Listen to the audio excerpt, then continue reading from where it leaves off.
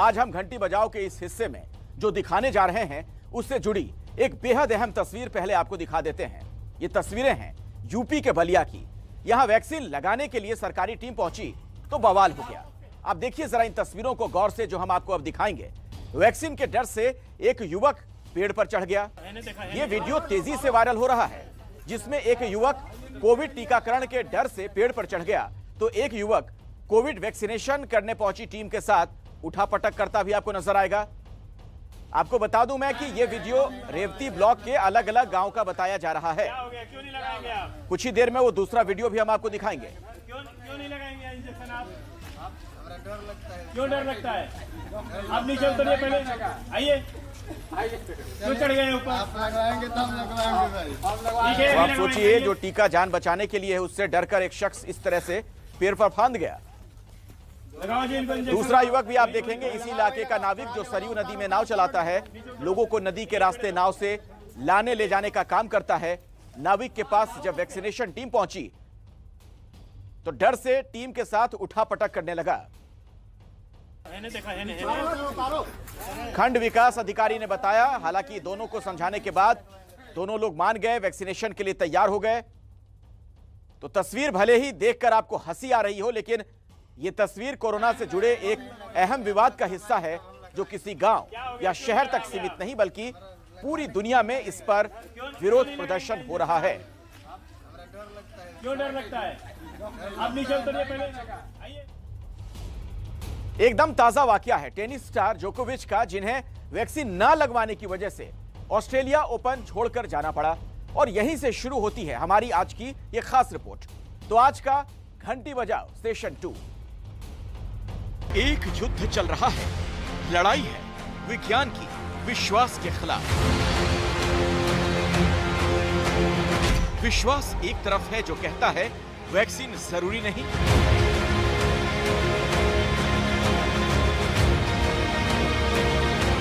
विज्ञान दूसरी तरफ खड़ा है जिसका मानना है वैक्सीन से ही महामारी कंट्रोल होगी।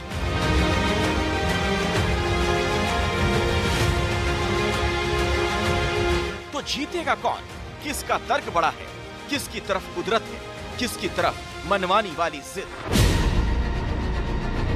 मशहूर टेनिस स्टार नोवाक जोकोविच कई दिनों तक चली लड़ाई लड़ने के बाद आखिरकार ऑस्ट्रेलिया की धरती से खाली हाथ रुखसत हो गए, क्योंकि उन्होंने वैक्सीन नहीं लगवाई थी और ऑस्ट्रेलियाई अदालत में वो केस हार गए, जिसके बाद उनका वीजा रद्द करके वापस भेज दिया गया। दुनिया के कई देशों में वैक्सीन लगवाने को जरूरी किए जाने के खिलाफ जनता सड़कों पर उतर आई है। नारे लग रहे हैं, हमें वैक्सीन लगवाने पर मजबूर ना किया जाए।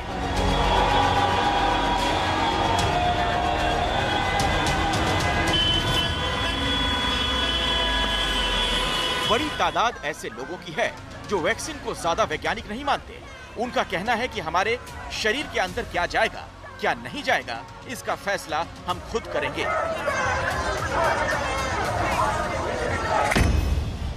अब एक आम सोच क्या कहती है? हमें अगर कोई बीमारी होती है हम क्या करते हैं? बीमारी का इलाज।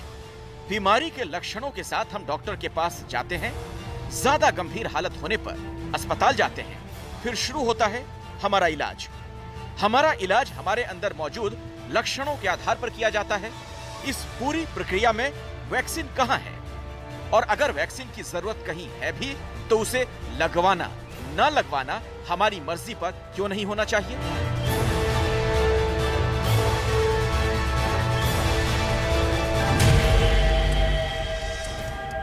आज तक किसी भी वायरस के अगेंस्ट कोई स्पेसिफिक दवाई बनी ही नहीं है, इसलिए हम सारे कॉकटेल ही यूज करते हैं अगर हम देखें तो। लेकिन वैक्सीन की वजह से हमने बहुत सारी बीमारियों को इरेडिकेट भी करा है और बहुत सारी बीमारियों को रोक के भी रखा है। छोटे बच्चों को वैक्सीनेशन क्यों करवाई जाती है? इसीलिए ताकि उनको इन फ्यूचर ना तो बीमारियां लगे और अगर लगे भी तो उनकी बहुत ज्यादा कॉम्प्लिकेशन ना हो, इसलिए वैक्सीन जो होती है वो बहुत इंपॉर्टेंट होती है। जबकि जब कोई नई बीमारी होती है तो हमें दोनों को साइड बाय साइड लेकर ही चलना पड़ता है कि इलाज के साथ साथ हम उसकी वैक्सीन भी ढूंढें ताकि हम लोगों की इम्यूनिटी को स्ट्रॉन्ग कर सकें, जो बचे हुए लोग हैं उनको भी बचा सकें। कोरोना सांस से जुड़ी एक महामारी है। इससे पहले सार्स और मर्स नाम की बीमारियों का लंबा सिलसिला पूरी दुनिया में चल चुका है। फिर सवाल ये उठता है कि जब सार्स और मर्स जैसी बीमारियों की वैक्सीन तक नहीं बनी तो कोरोना के साथ इतनी मेहरबानी क्यों?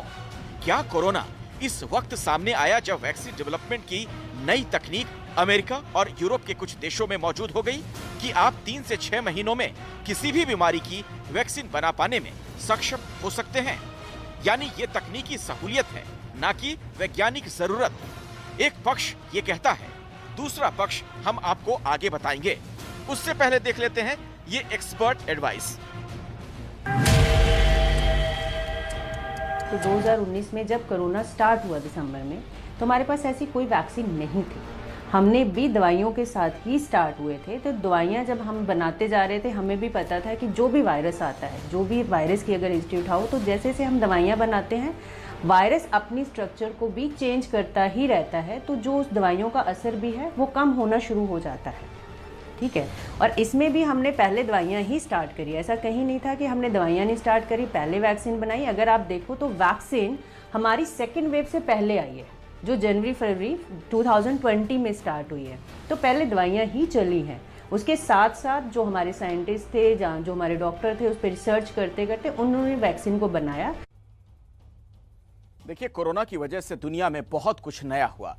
पूरी दुनिया सांस में परेशानी पैदा करने वाली बीमारी से इतने बड़े पैमाने पर पहली बार आमने सामने हुई। चीन जैसे देश से शुरू हुआ लॉकडाउन पूरी दुनिया में फैल गया। हर देश, हर शहर एक एक करके बंद होते चले गए। दुनिया को कोरोना से लड़ने का एक ही तरीका समझ में आया, जब तक केस बढ़ते रहें, इंसान को घरों में बंद कर दो, उनके बाहर निकलने पर पाबंदी लगा दो, मास्क लगाना, सोशल डिस्टेंसिंग को नियम बना दो। कोरोना काल में यह सब कुछ इतने बड़े स्तर पर हुआ कि लोगों के सपनों में भी कोरोना ही दिखाई देने लगा। हकीकत में तो वो इतना छोटा है कि कोई देखने का सपना भी नहीं देख सकता। अब बात आई वैक्सीनेशन की, तो सवाल ये उठा कि क्या बीमारी का इलाज पहले ढूंढा जाना जरूरी है या वैक्सीन? इस सवाल से जवाब में दुनिया दो खेमों में बंट गई। कोरोना सबसे पहले आया तो लोगों में एक तरह के लक्षण आए जो आम सर्दी, खांसी, बुखार जैसे थे। कोरोना की दूसरी लहर जब आई तो लोगों की शिकायत फेफड़े खराब होने की हो गई। काफी दिनों तक कोरोना के सारे लक्षण पता ही नहीं चले। इस दौरान हजारों लोगों की मौत हो गई।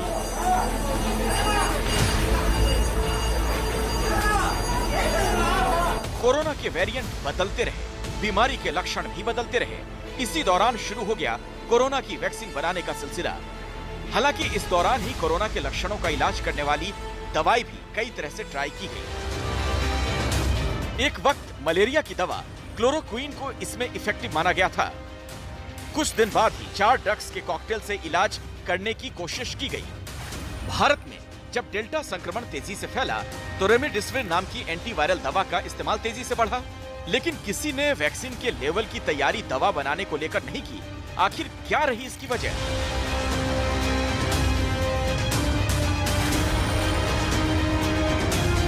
कि अगर कोई भी मरीज आता है, उसके सिम्टम विद इन 10 डेज के हैं, 10 दिन के अंदर अंदर के हैं। अगर आप उसको ड्रग को टाइमली उसको देते हो तो उससे क्या होता है, उस ड्रग जो बीमारी की सिकनेस कम हो जाती है, उसकी मोर्टेलिटी रेट भी कम होता है और उसकी हॉस्पिटल स्टे भी कम होता है। बट अगर उन्हीं दवाइयों को हम 10 दिन के बाद दे रहे हैं, जब उसके बाद जब पूरी जो बीमारी है शरीर के अंदर फैल जाती है, तो तब कई बार इन दवाइयों का फिर असर उस तरीके से नहीं होता है जो इनिशियल टाइम में होता है। अब सवाल ये खड़ा होता है, आखिर इलाज ढूंढना ज्यादा सही है या वैक्सीन बनाने की कोशिश करना? तो इसके लिए समस्या की जड़ तक पहुंचने की जरूरत होगी। पहला चरण, बीमारी की पहचान। दूसरा चरण, लक्षणों का इलाज। तीसरा चरण, बीमारी से मुक्ति। चौथा चरण, वैक्सीन की तैयारी। पांचवा चरण, संक्रमण का सफाया। ये जो 5 चरण हमने आपके सामने रखे हैं, ये संक्रामक बीमारियों के मामले में इस्तेमाल किया जाने वाला सबसे जाना पहचाना और माना हुआ तरीका है। लेकिन कोरोना के केस में ये मामला पलट गया। पहला चरण, बीमारी की पहचान। दूसरा चरण, वैक्सीन का निर्माण। तीसरा चरण, इलाज की कोशिश। चौथा चरण, वैक्सीनेशन। और पांचवा चरण, हर्ड इम्यूनिटी। जी, हर्ड इम्यूनिटी। अब आप सोच रहे होंगे कि भला ये क्या है? तो इसका जवाब यह है कि हर्ड इम्यूनिटी संक्रमण की उस स्थिति को कहते हैं जब 90% से ज्यादा लोगों के अंदर वायरस को लेकर इम्यूनिटी या तो वैक्सीन या फिर संक्रमण की वजह से आ जाती है। कोरोना के केस में हर्ड इम्यूनिटी आने की स्थिति कई देशों में बहुत करीब है। भारत में भी वैक्सीनेशन की जो रफ्तार है उससे जल्द ही यहां हर्ड इम्यूनिटी की स्थिति आ सकती है। लेकिन कोरोना के मामले में यहां भी पेच है, और पेच ये, कोरोना जिस तरह से म्यूटेट यानी अपने जीनोम में बदलाव कर रहा है, उससे वैक्सीनेटेड होने या नहीं होने की स्थिति भी प्रभावित हो रही है।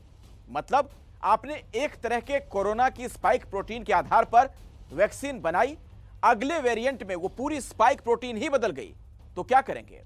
नई वैक्सीन बनाएंगे, नए सिरे से सभी को वैक्सीनेट करेंगे। ये पूरी प्रक्रिया कितनी मुश्किल और कितनी महंगी हो जाएगी? कौन सी सरकार हर साल नए वेरिएंट के लिए पूरे देश के इम्यूनाइजेशन का खर्चा उठाएगी? तो ऐसे में जरूरी क्या है? इलाज ही ना। इस सवाल का जवाब जानना जरूरी है कि किसी भी देश के लिए क्या आसान और सस्ता विकल्प हो सकता है? बार बार वैक्सीन बनाना, उसे वेरिएंट के हिसाब से अपडेट करना, या फिर ऐसी बीमारी और इससे जुड़े लक्षणों का इलाज ढूंढना। अगर हम एक बीमारी की वैक्सीन बना के उस बीमारी की सिकनेस और कॉम्प्लिकेशन को कम कर सकते हैं, तो इससे इटसेल्फ सजेस्ट करता है कि वो जो है उसकी जो कॉस्ट है वो कम होती है, एज कंपेयर कि एक बीमारी लग गई है। अब वो बंदे को मान लो पहले एक कोविड ही हुआ, कोविड से उसकी बॉडी इम्यूनिटी कम हुई तो बहुत सारी बैक्टीरियल इन्फेक्शन आ गई, जैसे आपने ब्लैक फंगस भी सुना था, फिर पेशेंट वेंटी पे चला गया, फिर सर्जरी चला गया। तो अगर हम ओवरऑल इन दोनों को कंपैरिजन करें तो treatment is more costly as compare to vaccine. इसी से जुड़ा सवाल यह भी है कि कोरोना के अब तक के वेरिएंट पर वैक्सीन कारगर दिखाई देती है, लेकिन अगर वेरिएंट्स बढ़ते जाएंगे तो सरकार कितनी बार लोगों के टीकाकरण और बूस्टर पर पैसे खर्च करती रहेगी? कोरोना की वैक्सीन रिसेंटली इन्वेंट हुई है, तो लोग इतना ज़्यादा भरोसा नहीं करते उस पर, और मुझे लगता है पे कर तो वो बिल्कुल नहीं लेना चाहेंगे। नहीं, जो और बीमारियां होती हैं सरकार उसके टीके लगा रही है क्या?